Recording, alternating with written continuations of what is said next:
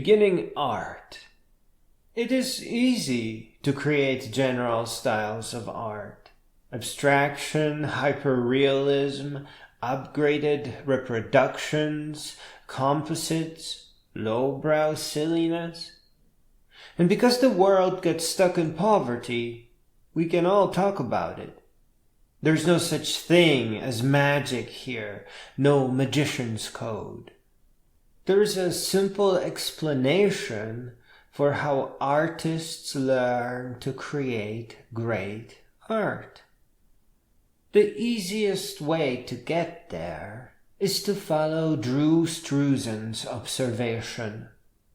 The first version of your painting will tell you about all the details you have to take care of to create the final.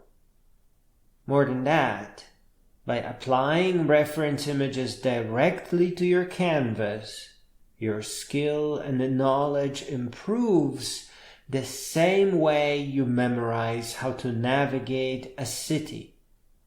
You don't need a teacher. You just need a good starting image, and then you can use tracing paper or a wall projector or the grid method or digital reference tools. There's a lot of critics in this area that will try to interrupt you, but they are just people who are made ill by pretending to be special. To be special in art, like in all things, is to become a real teacher or an inspiration and not stay a pretender forever, please. You will often hear pretenders say things like, "All these people make me want to quit being an artist." But that's not even possible, as we are all natural-born artists and explorers. The mystery of an artist and their skill is just navigating whatever they are familiar with, the same way they navigate the city they live in. The content of all our maps is not something that we are born with. It is something we can memorize as easily as navigating a city by using helpful reference tools that keep us creating more and more art. It's in that repetition. It is worth mentioning that digital art has one huge bonus over the more manual styles, because here you can very easily master colors too. By sampling them from your original first, with the click of a button. Often you just hold the control key to activate the color picker. Otherwise, you have to learn to mix colors on your own, for which you need a pane of glass and extra time, so that you can easily compare things as you mix. Here you also train your eye.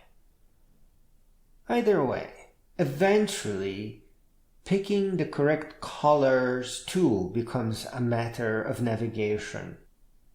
But all of this here, all of this is just the art lobby. This is just where everyone starts. Art loves you so much, and we are all so good at it, that you start as a perfect art superstar. Once you have your fill of glory, joy, and laughter, your instinct will have you look away from what everyone else is doing and the reference tools.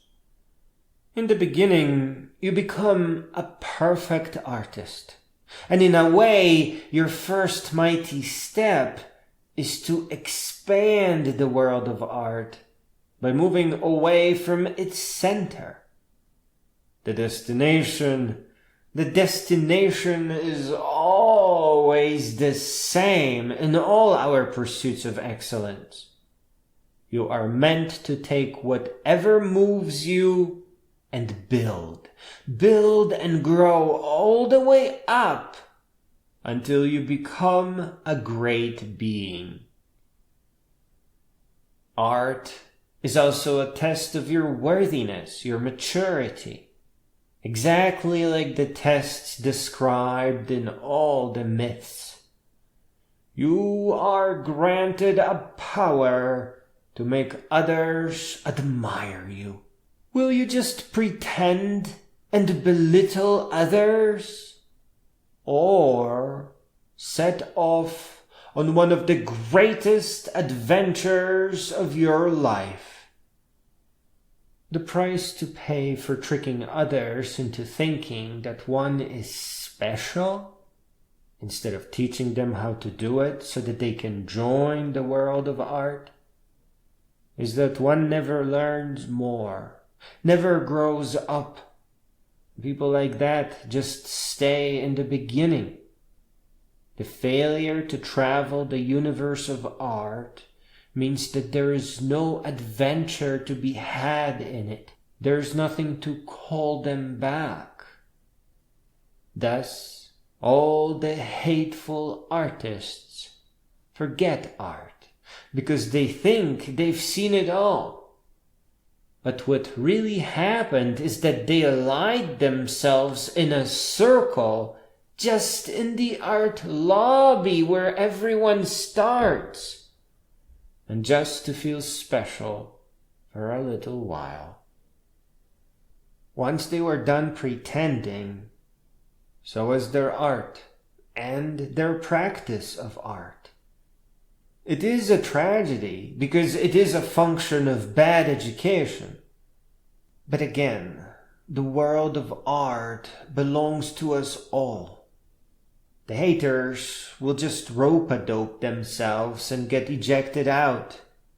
This is how the world of art stays so beautiful.